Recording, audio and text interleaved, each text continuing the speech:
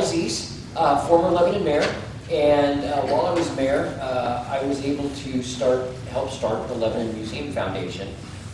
Linda is a founding member, and Jolie Root is one of our board members. So we have three of us here today from the museum. And we have been doing these programs now for about 7 years, actually. And it's hard because we don't get the word out, or not everybody hears, and it's on social media. So if you want to get the word out, we have some great programs. We don't have a building yet. However, recently, we were able to get a spot in Camelia's Candles on Main Street. And we actually have a location there. We have some of our things in there, and we have a little bit of a display. So if you're on Main Street, you get a chance to go into her candle shop. She's redecorating, remodeling. Our spot is there, and we have a display. We've got some phones and some kind of interesting stuff from kind of the old days. So it's a neat little display, and we can share that with you. And we're still looking for a building, so we're still looking for a place to actually have to house our things and also to display the things. There's kind of two different things with the museum. And so one of the things that we have done is we've purchased rental on a secure, safe, and temperature-controlled storage locker. So we put most of our displays, everything in there, our acquisitions and things. So they're safe and they're good, but we really want to have a place where we can share them. So anybody knows a place, or you see someone that has a building, you can recommend, hey, maybe talk to the museum. Because we need to get this museum physically in town. Yeah. And we've been working on it for years, and we will continue to work on it. We're doing good. We're getting a little further each time, so we hope that if you can, that you can donate. We have a little donation box here at the table. Anything helps, especially with our expense now of, maybe, I don't know, about $800 or $900 a year for this storage locker. And so we do have that expense now that we didn't have before. So if you could help us out with that, that would be great. Okay, tonight's speaker is one of my friends, Linda. She lives down the street, and she's right around the corner, one of my neighbors. And she's been on the board since we started. And we've had a long trudge of this at times, but it's really going well now with all these things I was just telling you about. Linda has been passionate about the history of Lebanon and our museum, and she's also passionate about gardening, as many of you know, so the garden club here. And so if you ever see her house, you will know that she is an avid gardener and loves to garden. And so she's got this book, and we want to present her to you so she can tell you about her book and the story, and it really sounds fascinating. I'm looking forward to it. So, Linda Ziedrich.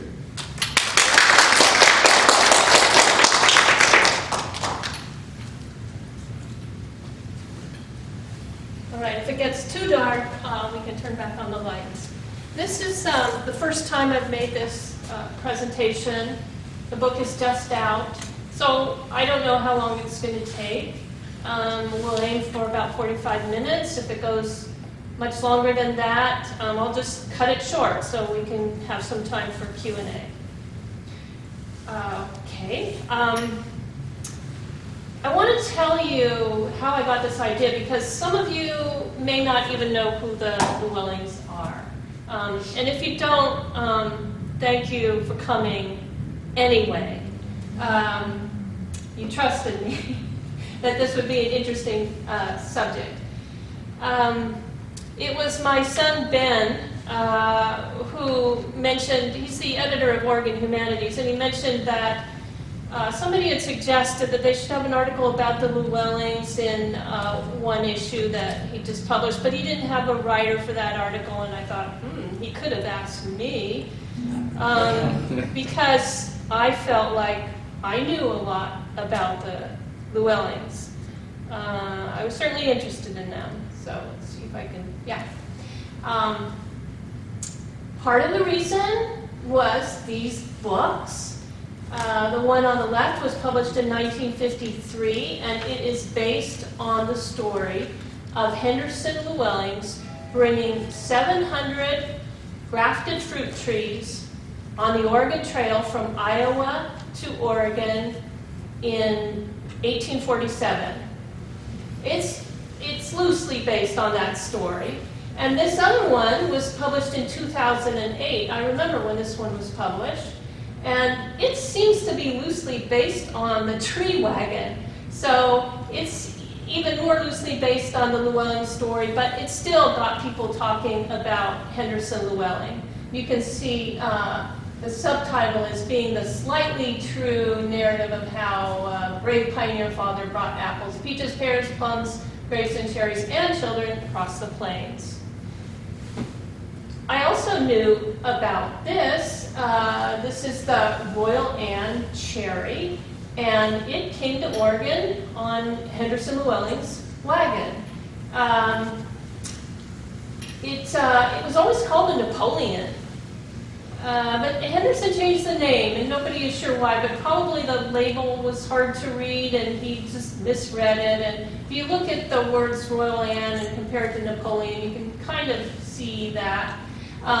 Though neither really sounds like a name that a Quaker would give to a cherry. And this cherry is most used for this product on the left, developed at Oregon State University. This is an imitation of Marasca cherries in maraschino liqueur that was developed to have no alcohol, and the cherries needed to be brined in a special way, and they have to be dyed, and so I knew about that. I also knew about this cherry, the Bing, the archetypal black cherry, and the Bing was developed by Seth Lewelling. He is Henderson's youngest brother, or younger brother, not youngest brother, sorry. And he is shown here with something that's supposed to look like Bing. That in the center, that's what's called a spirit photo. It's something that spiritualists liked. It's really a photographic trick. So that's supposed to be Bing, but he's portrayed as a Mandarin. And really, he probably looked more like this guy on the right. This photograph was taken in Portland about the time that Bing would have been working for Seth. So this was an interesting cherry, partly because of the name. It was named for Seth's Chinese worker, and that sort of naming was unusual. I also knew about this cherry, the Black Republican. And it's another interesting name. And I knew about this one because I worked on the Slow Food Ark of Taste. The Ark of Taste is an international catalog of foods that are somehow endangered, foods that are forgotten. And the Black Republican was the first Oregon food to be put on the Ark of Taste.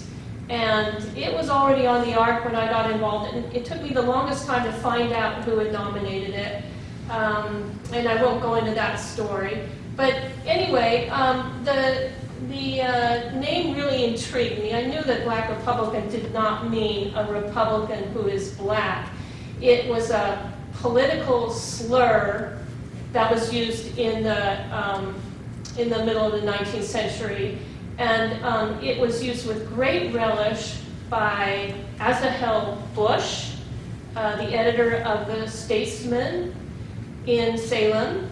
And he used it especially against his fellow editors. So here he's made a little picture portraying Thomas Dreyer, the editor of the Oregonian, showing him with a lot of liquor bottles, although the guy was a believer in temperance. And the picture of Dreyer is interesting because it kind of looks like a minstrel. And I can't really tell, but I think maybe he's supposed to even have blackface. It's a conflation of people with a political position that Bush did not like with black people, whom he also did not like at all. I knew about this too. This is Henderson Lewelling's house in Salem, Iowa. It's a stone house, very special for its time and place, and it's still there. It is now the Llewellyn Quaker Museum. And Henderson lived there, and he was involved in the Underground Railroad there, and there is a little cellar space that's separated from the rest of the basement. It's only accessible from a hole in the kitchen floor, and that's where he's said to have hid slaves, escaped slaves. I also knew about Henderson's trip in 1859. He got a bunch of people together, mainly relatives, to found a utopian colony in Honduras. And this is actually Belize, but close enough. It was a spiritualist colony and a free love colony, and it ended quickly as people started dying of malaria and typhoid, and they came home and the ship was wrecked at Mazatlan on the way back. So I knew about that. And I also knew about John, the third brother of this story. John was just 2 years younger than Henderson, was very close to him, and he ended up, after working for a couple of years with Henderson in Oregon, moving to California, and he was a prominent orchardist and nurseryman there, and he ended up being quite a viticulturalist involved with the start of the Napa Valley wine industry. This list I put together for historians that I'm going to talk to, but you can see how I got into this project. I have to check my notes. I may have been, maybe that I was supposed to say something else here. Okay, yeah.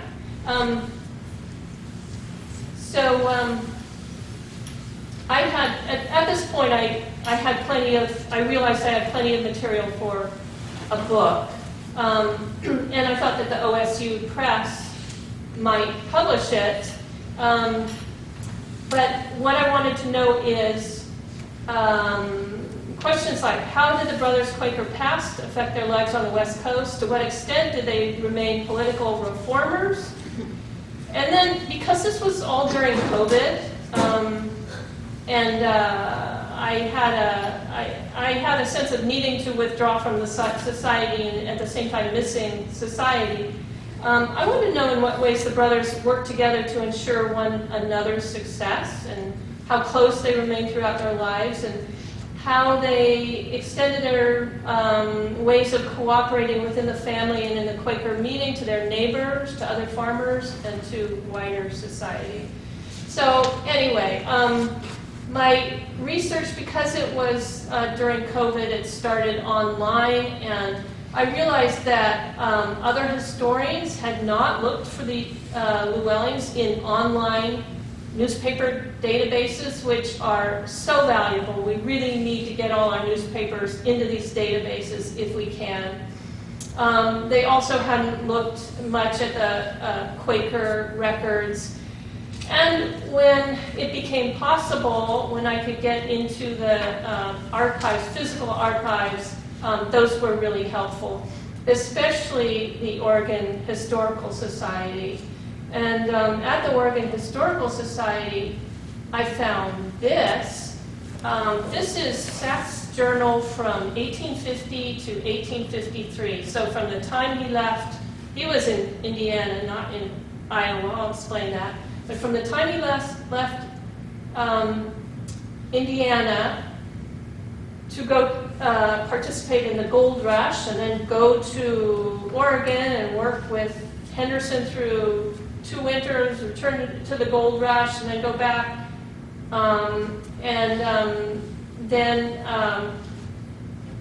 then work some more and start his own nursery, build his house.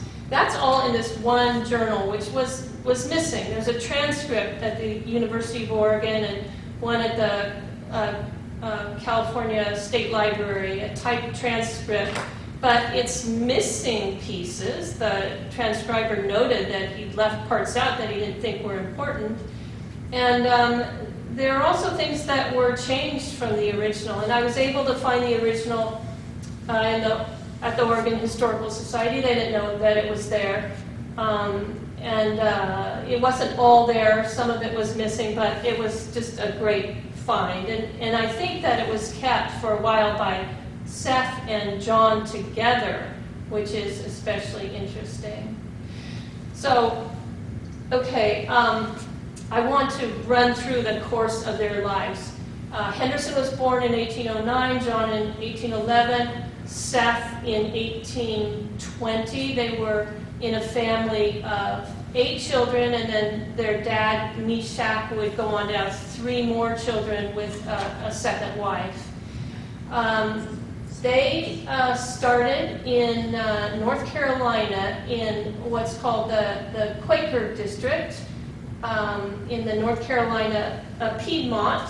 You can see New Garden, Back Creek, and Salisbury. So their meeting was the Back Creek meeting. There were Quakers elsewhere in North Carolina, but these were particularly radical Quakers. And what they were really radical about was slavery. They didn't like it. The slave trade was increasing because of cotton culture, and slaveholders were running the North Carolina government, and they were making it hard to free slaves, and for freed blacks to live there at all. They would often be captured back into slavery. So it was a really difficult time, and they were pretty radical people. They also had some other things going on, that there was a shortage of land for their big families because the boys were supposed to be given farms. The girls had to marry into land. The soil was getting depleted. So they wanted to move over the mountains, and there was a lot of push to move over the mountains. The British had kept that from happening, but the Americans were doing it. I have to explain the Quaker word meeting. It refers to a church, or they didn't use the word church, a church or a congregation, and also it's regional. So you have your weekly meeting, which is local. You have your monthly meeting, which represents a bigger area, and then your annual meeting represents a really big region. So the annual meeting included North Carolina and part of South Carolina. The annual meeting ended up the biggest owner of slaves in North Carolina because it was because Quakers were not allowed to have slaves. So if they, say, inherited some slaves, they would give them to the annual meeting, and then those blacks would be protected and would be able to live more or less as free people, and their children would be educated, but really, they were still slaves. So the annual meeting wanted to get these blacks out of North Carolina, and they learned that there were no laws in Ohio, Indiana, or Illinois against bringing in blacks. So that's what they did. As groups of Quakers, and they would travel in groups, left the state, they would take some blacks with them and free them where they went. And a whole lot of the people from this Piedmont area went to Indiana. And Richmond was the town where they congregated, or they went through there and they settled near there. I need to explain about grafting too. So the favorite fruit at this time was not the cherry, but the apple. And apples don't come at all true from seed. For the most part, Americans didn't care. They plant their apples from seed, and if you take apples seedling apples from a bunch of different trees and mash them together, you get a pretty good cider. And that was really what they cared about. And by cider, I don't mean sweet cider. That has to be pasteurized or frozen or something. In about 3 days, sweet cider turns to hard cider. And it would be kept in barrels and drunk all day. And it really was a temperance drink, but it was starting to be kind of questionable that way because it was often mixed with apple brandy. So, and the Quakers were great believers in temperance as well as the quality of human beings and the end of slavery.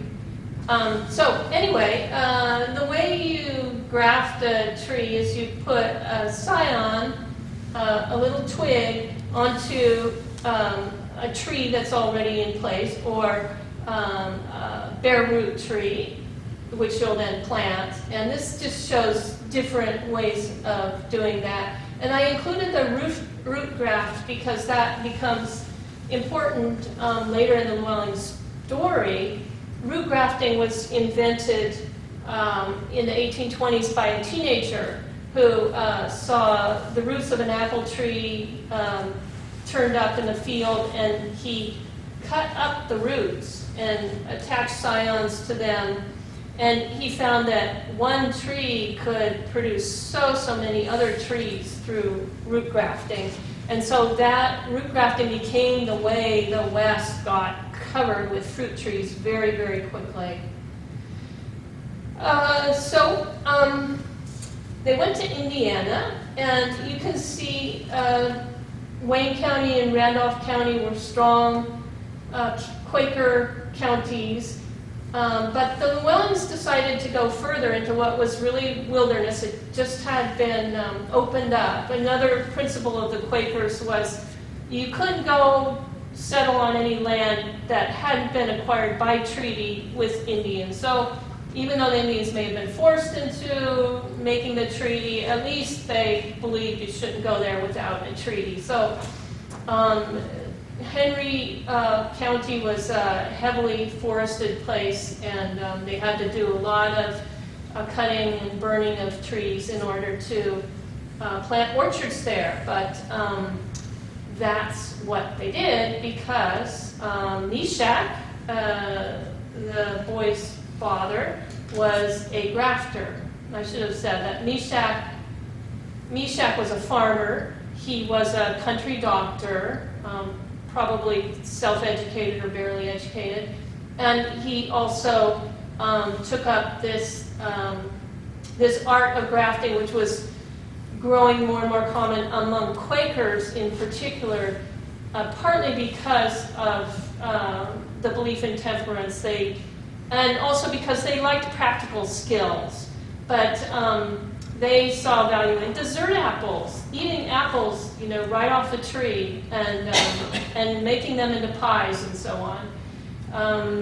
Everybody else had just drunk their apples before that.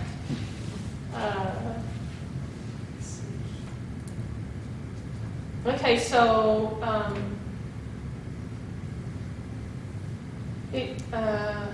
I'm not there yet. That's Iowa. In their early 20s, Henderson and John both got married and bought 80-acre parcels of land and started orchards. They started an orchard and nursery business as partners. And they did that for some years, and then they moved their business to Iowa. And it was Henderson who went first. Henderson was the adventurer of the family, and he got his brothers to follow. He got his brothers, not Seth, because Seth was much younger and he became a shoemaker, but he got his brothers John and William to follow him. And we have a direct descendant of William here. Todd, could you raise your hand? So William was a preacher. He was a Quaker preacher. They had preachers. And he preached mostly against slavery. And shortly after Henderson left Iowa on the Oregon Trail, William was preaching in Indiana and suddenly died. So that was the end of William, but I have to tell you about one of his sons too, later. Anyway, you can see on this map all these funny lines. Those are routes of the Underground Railroad. And so you can see that Salem was a hub of the Underground Railroad. And close by, we have Missouri, and so you just have to cross the Des Moines River to escape to freedom, but you would need people to help you, and the idea was to eventually get to Canada. In Indiana, I should have said, the Lewellings remained involved in the fight against slavery and for black rights because black codes or black laws were being passed to limit the freedoms of black people. This is an ad that Henderson placed in a newspaper while they were in Salem. He just north of Salem, he established a Cedar Grove Botanic Garden and Nursery, and I never found any description of it. Was it really a beautiful botanic garden, or I don't know. But he and his brothers sold both apples and trees. They all owned their own orchards, but they worked in the business together. And you can see, he said they had on hand 36,000 apple trees. So this was a big business. And it was not just retail, but also wholesale. He was looking for other nurseries that would want to sell his trees. Or today we'd say garden centers. And he'd carry these trees in his wagon, which may have been also convenient for transporting blacks, and by boat also. He made 14 trips back to Indiana during this time that they were in Iowa. So that was in 1837 that he came, and it was 1847 that he left. He decided to leave in 1846, but finally got it together in 1847. He needed a lot of oxen to pull this big nursery wagon, and there were other wagons, and he had a group of Quakers from Salem. This map shows, it's probably pretty familiar to you, the route of the Oregon Trail, and then you can see where it broke off for the California Trail. That's where Seth and John went in 1850. And what I'd especially like to point out is that much of this country was still Mexico. So Alta California, New Mexico, and so in those lower states were all still Mexico, and Texas had just become part of the United States. But basically the United States was over there. Okay.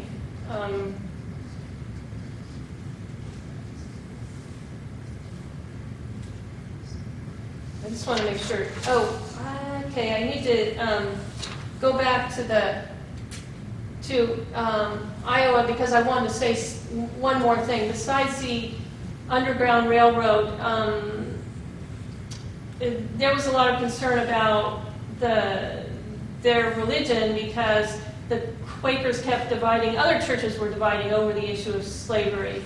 They ended up starting in Salem an anti-slavery friends meeting. So they totally separated from their friends, all their old connections, and started, this one group of them started the anti-slavery friends. And they were forming alliances with other anti-slavery people outside of Quakerdom, which Quakers weren't supposed to do. And then they went even farther and got into politics. They got involved with the Liberty Party. And the Liberty Party, it was a predecessor of the Free Soil Party, which was a predecessor of the Republican Party. But it didn't do too well. Okay, so they get to the Willamette Valley. I'm going to check again to see if I missed anything. All right. And then, they had an Oregon Trail story, which is interesting and full of all kinds of adventures, like others you would read, but I won't go through that. About half the trees survived. About half got killed in the Rockies. It got too cold. They ended up at Fort Vancouver, camped across from Fort Vancouver, and there Oregon Columbia was born, their 10th child, if I remember right. Wow. They named him Oregon Columbia. He later went by OC. And you can see where Milwaukee is on that map, in case you don't know, just up the river. And this is a wonderful map that was produced by the federal government because after the Whitman massacre, they decided to put an ordnance depot right on Henderson and Meek's, I'll explain who Meek is, right on their land. And so they drew a picture of the area, and you can see here's the little town of Milwaukee formed by Lot Whitcomb, who was the leader of the first wagon train that the Lewellings started with. This is Henderson's orchard. This is now the Waverly Golf Course. And when I'll tell you about Meek and Alfred, Henderson's son, going to the gold rush, they came back, and Meek and Henderson built a sawmill, and that's on the map too. This shows the Llewellyn and Meek claims as being one above the other, but they later divided it left and right. And they were partners. So here's Meek. Meek actually was the first one to bring grafted fruit trees to Oregon because he came the same year as Henderson, but he got here faster. And he and Henderson knew each other in Iowa, and had probably talked about going to Oregon. And so the spring after arriving, Meek came to see Henderson. They talked for a long time, and they got together. Henderson had lost the man who would have been his partner on the Oregon Trail. And you can see the two spellings of the Llewellyn name. Henderson, soon after coming to Oregon, he changed the spelling to Lewelling. It was just part of his transition, I guess. And he also no longer looks like a Quaker. I don't know when this picture was taken. It's the only picture that's around of Henderson Llewellyn.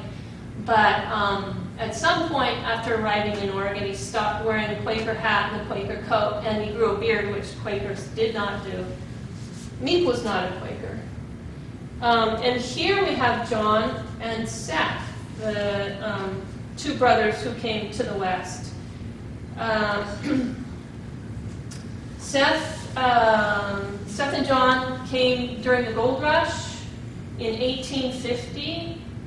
And they worked for Henderson for 2 winters, and then John went back east and got his family and settled in California. And Seth decided to stay in Oregon.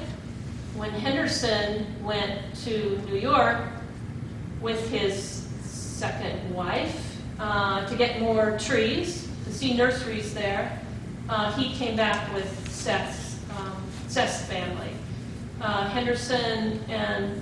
Henderson lost his wife soon after Seth and John arrived in Oregon, and also his daughter. So people were pretty shook up by all these deaths. I should say about their nursery work. In 1851, they had 20,000 grafted trees ready for planting. In 1852, Henderson advertised purple raspberry plants in a San Francisco paper. So he had already begun shipping both fruit and plants to Gold Rush, California. So they'd gone from farming mostly for self-sufficiency to to selling their fruit and trees locally and then regionally, and then to selling all the way to California. So it was becoming a real industry. Meek, by the way, ran the orchard for about 5 years after Henderson went to California. And Meek was an agent for other orchardists. So Meek made a lot of money. So this is a picture of Milwaukee. In the upper left is Seth's house, which was built as a tavern. And Seth acquired it only after a year or so after it was built. And below that is, I believe, another picture of Seth's house from the river. At the upper right is Lot Whitcomb, the founder of Milwaukee, who remained friends with Seth and Henderson. And he built the steamboat, or he had built a steamboat that was the first steamboat on the Willamette River. So that was the way they got their goods to Astoria to ship to California. They needed a steamboat, and Lot provided that. Okay, now we're going to jump to John. This is, if you're not familiar with the Bay Area, it's just to help you see where things were. So John started at Mission San Jose. It was actually ex-Mission San Jose. I want to explain that now. After working in partnership with a landowner there, he acquired his own farm at San Lorenzo, which you may not have heard of. It's still unincorporated. It's just part of the metropolis. And then Henderson first acquired land at Alameda. This was in about 1854, which there, it doesn't look like an island. Today it's an island because they dug out a canal, but it wasn't then. And then there were problems with land titles. So he ended up founding Fruitvale. That was his estate. It was spelled, it should be 2 words there, Fruitvale, a name that his daughter-in-law came up with. And that was part of Brooklyn. So Oakland was a small township, and Brooklyn was a smaller township, and Fruitvale was part of that. Okay. I put in a picture of Elvie just because I wanted to have one of the wives in here, and that's the only picture I have for this first batch of wives anyway. And this is an ad for John's nursery at San Lorenzo. He was also a big-time nurseryman and orchardist, and he bought a lot from Seth. This is Henderson's place at Fruitvale in the upper left, and I don't know where that picture came from. I would really like to find a better image of that, but that gives you an idea. He built a really nice house at what is now Diamond Park. So it's uphill a little bit up here, and those people are doing Tai Chi. Those 2 trees there, I think they were planted in honor of Henderson and Luther Burbank, but I couldn't find any plaques. And that is Meek's house, which is still in another unincorporated town called Cherryland, which is right by San Lorenzo. And you can visit there. They have weddings and things. So I hope that gives you an idea of the area that we're talking about. An important part of their story is that all 3 brothers became spiritualists. And this is a religion that's easy to mock, but really if you want to mock religions, they're all pretty easy to mock. That scene at the upper left is what Seth would call a circle. He had lots and lots of circles, and they would hold Well, a circle was basically a seance, but there were also seances that were led by somebody on a stage. The guitar, the floating guitar, is just something that, well, I can't explain that.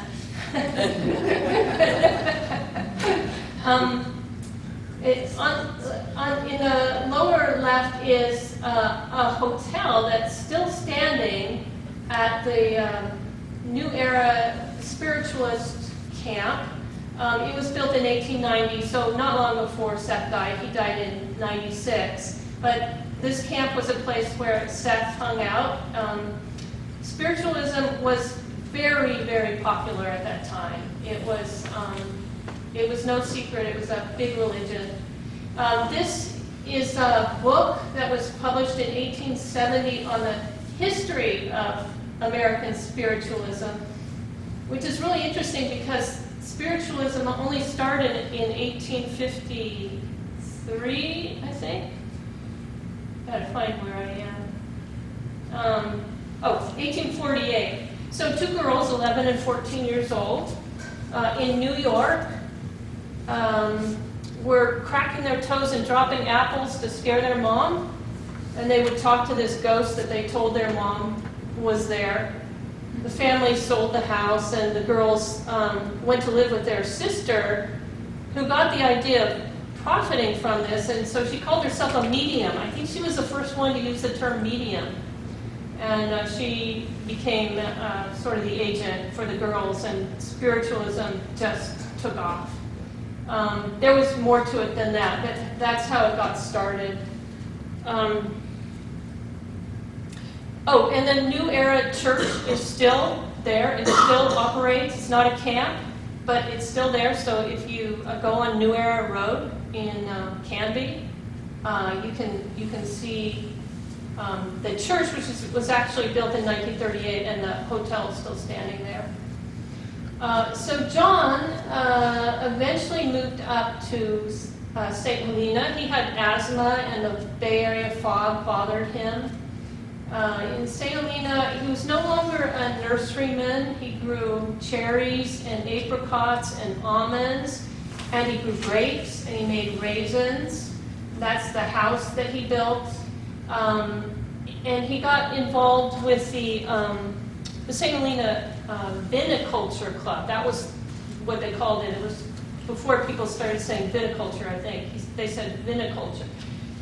And they got together and talked about how best to grow grapes and how to make wine. And they saw the beginnings of phylloxera, which is the little, it's called a plant louse that destroys grapevines and had destroyed the wine industry in Europe and was now hitting California.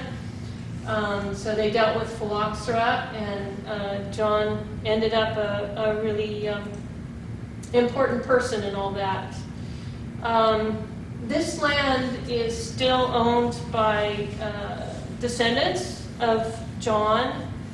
There are 4 great-great-grandchildren who still farm the land, with 2 great-great-great-grandchildren, and among them the family has 3 wine labels. They have the only winery in the Napa Valley that's still owned by a pioneer family. Most of them are owned by big corporations.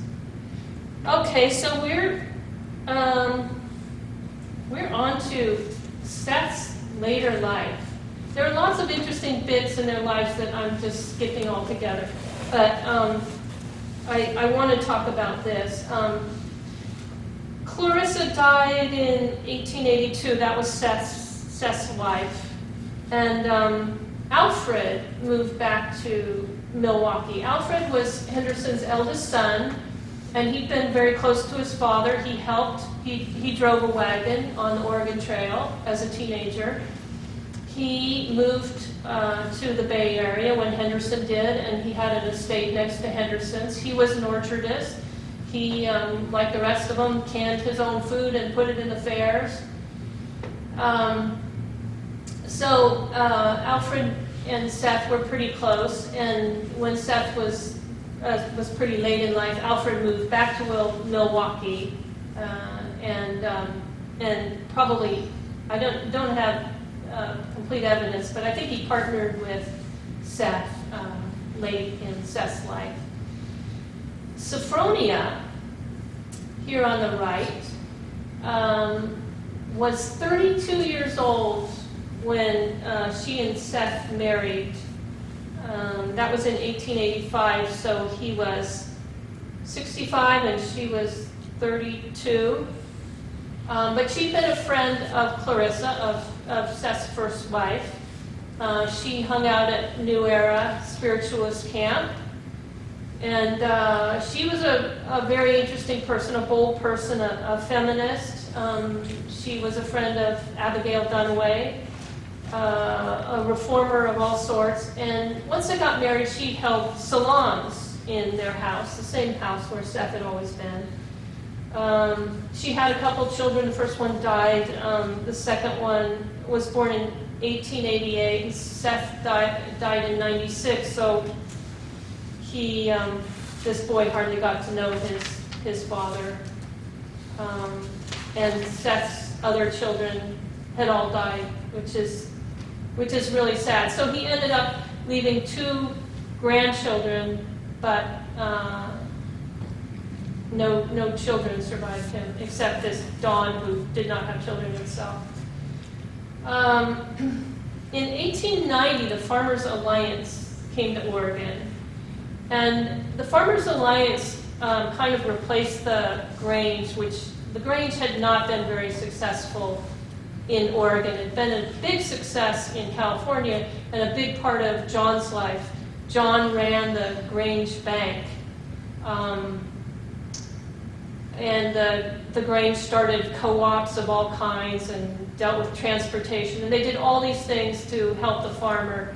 But in Oregon, they didn't accomplish as much. Seth never joined the Grange, but Alfred did.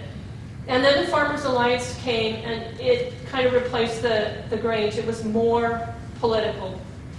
Alfred and Sophronia, and they were about the same age, they became local leaders right away. And so they'd have these Farmers Alliance meetings regularly where they discussed railroad rates, the currency shortage, corrupt legislation, or the corrupt legislature, and they'd share books that they bought on politics. Uren, that's a Cornish name that I think Uren's father added the apostrophe to, so people wouldn't mispronounce it. But William Uren arrived in 1891, and Seth and Sophronia took him in, gave him a place to live. He was a lawyer, but he didn't have any work, and he was recovering from tuberculosis, and he had asthma.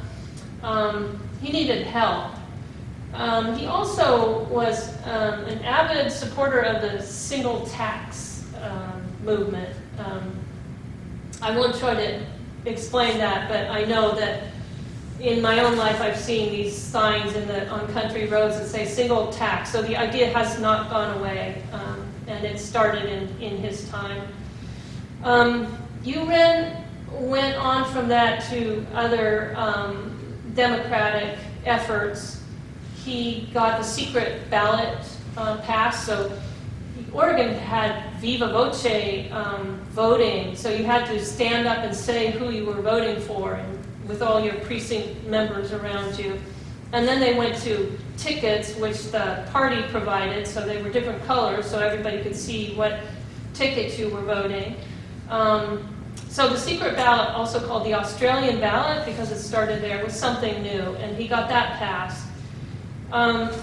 So in one of these Farmer Alliance meetings, Alfred presented the book, Direct Legislation by Citizenship. And this was an idea that came from Switzerland. So direct legislation is basically our initiative and referendum system. This became the main topic of the Farmers Alliance meetings in Milwaukee. And this group and their friends began to organize a People's Party, or the Populist Party. So in 1893, there was this panic, nationwide, financial panic. And Seth helped out Uren by giving him a job as a nursery manager as well as a place to live. He also, at that point, gave him a share in all his and Sophronia's taxable property. I think it was actually a 1/3 share. I can't imagine why. But then in 1895, Seth had a stroke, and in 1896, Seth died, and nearly everything was lost to creditors. Sophronia was really mad. This was a total surprise to her, and she always blamed Uren for the rest of her life. She made great fusses about Uren, although he'd been her friend before. Uren went on and accomplished a lot more. He got past the direct primary so that people could actually vote for candidates before they went on the final ballot, and the direct election of U.S. senators, and a recall initiative, so we could recall people in office who weren't doing what you like. So he accomplished a lot, and he always gave credit for his work to Sophronia, Alfred, and especially Seth, because Seth had provided so much money and encouragement and everything else he needed to get started. So how are we doing on time? That's 7:23. Okay. We don't have much time left, but I'll read you quickly just 4 paragraphs from the book, from the introduction as a conclusion. And then we'll have a few minutes for questions. So, what aspects of Quakerism stayed with the Lewellings? Although the brothers and their wives rejected the Friends' insularity and formalism, the Lewellings held to the primary Quaker values of honesty, equality, and pacifism. They were, by all accounts, gentle and kind.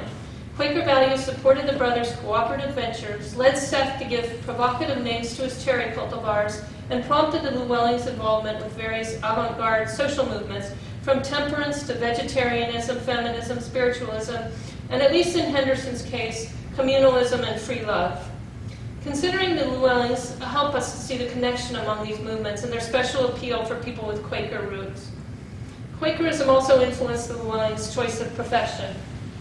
Horticulture had been a favorite Quaker métier since at least the 18th century. The Lewellings story reveals the role of Quaker nurserymen in promoting orchards, especially grafted orchards, as symbols of comfort, prosperity, and rectitude, and ensuring that no family would have to live without delicious, beautiful fruit. Their story also demonstrates how the apple, despite its susceptibility to pests and disease, has remained the most cherished of American fruits. If we disregard religion, politics, and social movements, the Llewellyn story still fascinates as horticultural history. We must wonder at the speed at which the brothers grafted, grew, and distributed millions of fruit trees up and down the Pacific coast. Impressive, too, are the ways they adapted to changing conditions, including Iowa's cold, Oregon's wet springs, California's long summer droughts, and advances in train and transportation. The brothers replaced barrels with boxes for packing fruit, for example, switched fruits and varieties in their orchards to suit their climates and markets, and developed their own superior cultivars. Their engagement in horticultural societies and fairs recalls for us a time when everyone cared about farming. And John's experience as a St. Helena wine grower, that group in St. Helena came up with that word, illuminates how that little town and the whole Napa Valley became a center of excellence in winemaking. The Llewellyn story is about, all at once, westward expansion, social reform, egalitarian politics, and fruit culture. I hope my telling will promote recognition of the brothers' fruits, those they brought west, those they developed, those that are famous, and those long forgotten. I hope, too, that it will foster appreciation for unorthodox strains of thought that may seem fatuous today, but that acted as a check on 19th century greed and bigotry. Most of all, I hope the book will show how the Llewellyn's cooperative spirit, and especially their dedication to one another, fostered their success both in farming and in life. Questions?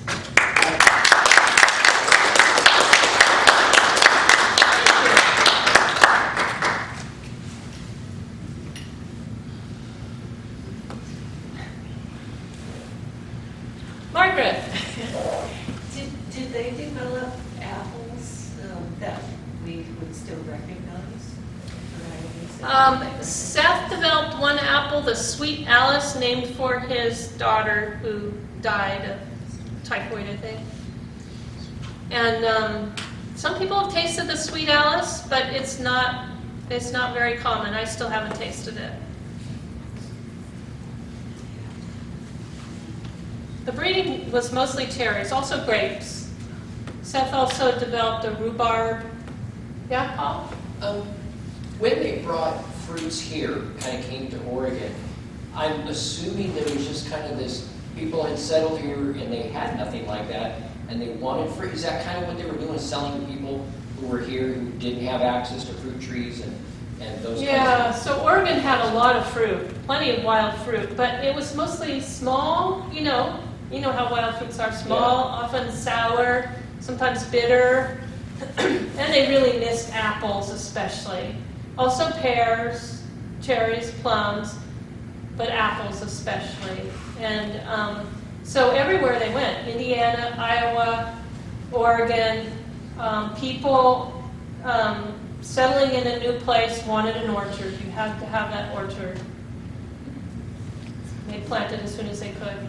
That's my question is apple trees are often associated with land speculation. If a speculator would go plant the orchard, that land was then worth, considerably more than if it were just bare land. Yeah, you could do that. You had to prove your claim. And with trees, you could just plant them and go away. And the trees would grow by themselves. And then you could say, yeah, I've been working the land for 5 years. When you hadn't really. And yes, it was sometimes done by speculators.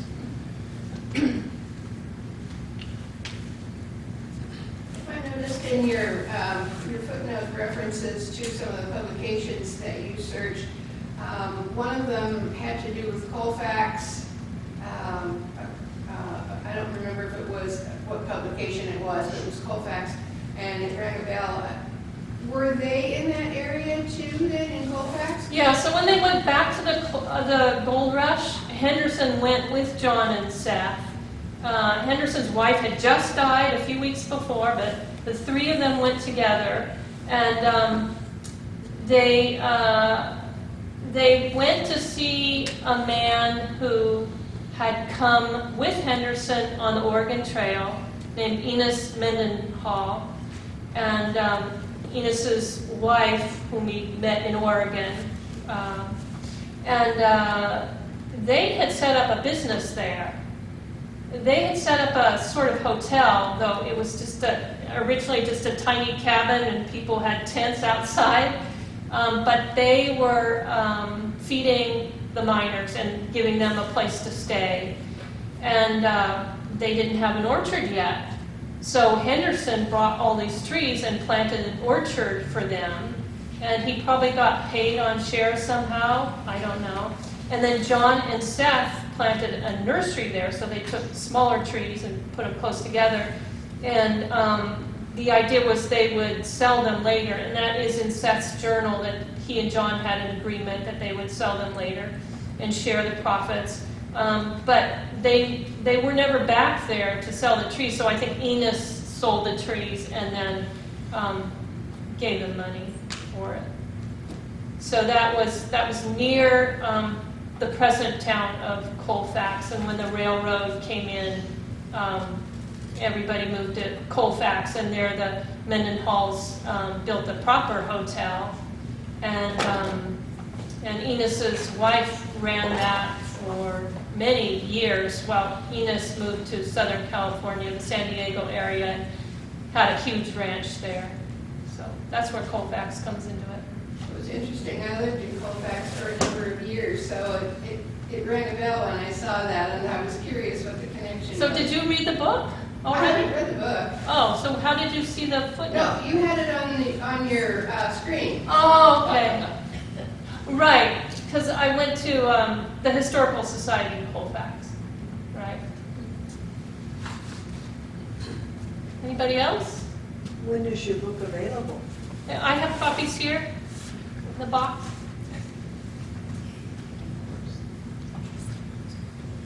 Margaret? So it's quite a change from Quakerism to spiritualism, which isn't, that's not the part that's surprising, but when you mentioned communalism and free love, was that uncommon? No, free love was going a bit too far, and most spiritualists would have nothing to do with free love, because the term was interpreted the way, you'd probably interpret it today, or the way people did in the 60s.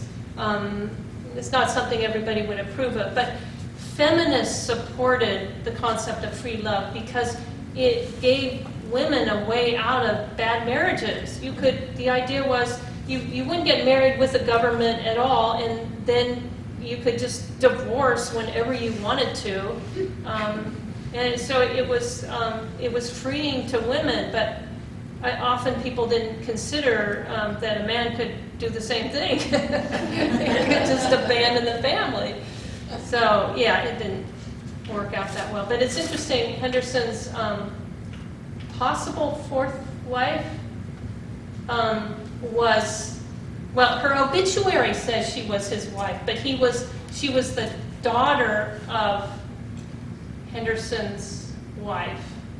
And she may have gone to Honduras with him. His wife did not, because his wife at the time, he sold the farm. He sold this farm to the governor of California so that he could buy a ship. I mean, they needed a ship, right? So he had to buy a ship, so he sold the farm, and suddenly she was out of a home. So she filed a complaint with the government to have him declared a lunatic, so that he wouldn't be able to go, but he escaped in the night on a little boat, and it's possible that the daughter was with him. Oh my God. So that would have been his stepdaughter? I think, yeah. Yeah. Sounds like a soap opera. Well, yeah. So Henderson, I think he may have lost a lot of respect when he came back, because he was in papers all over the United States as the free love, I forget. Anyway, he was quite shamed by that, and he never regained his fortune, and he died when he was burning a lot in San Jose, in the city of San Jose, which was different from Mission San Jose. He was burning off a lot so he could plant, and his brother-in-law, one of his brother-in-laws, but this brother-in-law was the brother of a free love wife, the last free love wife. They weren't married, apparently. Anyway, properly. Anyway, so the brother-in-law comes back, and Henderson is lying in the flames. He'd had a heart attack, and that's how he died, in the flames. So it was very sad, but he was planting up till the end. He had a family, he had friends, but still it was a sad ending. At least he died doing what he liked. Yeah. Dying was cremated at the same time.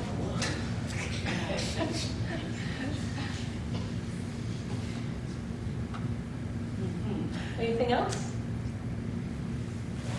Where was Bing in all of this? Bing. Bing went back to China. Bought a restaurant in Lebanon. They went back to China, I forget when, in the 1890s. But, mostly what I have in my notes here are dates, because I forget them, so I didn't write down when Bing went back to China.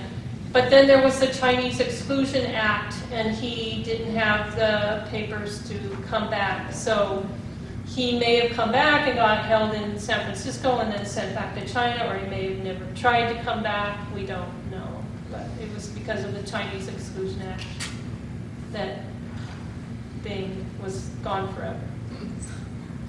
Bing, though, he had a wife and a whole bunch of sons in China, none of which were biologically his, but he'd been gone so long that his wife just adopted a bunch of sons so that they could do the proper ancestor rituals.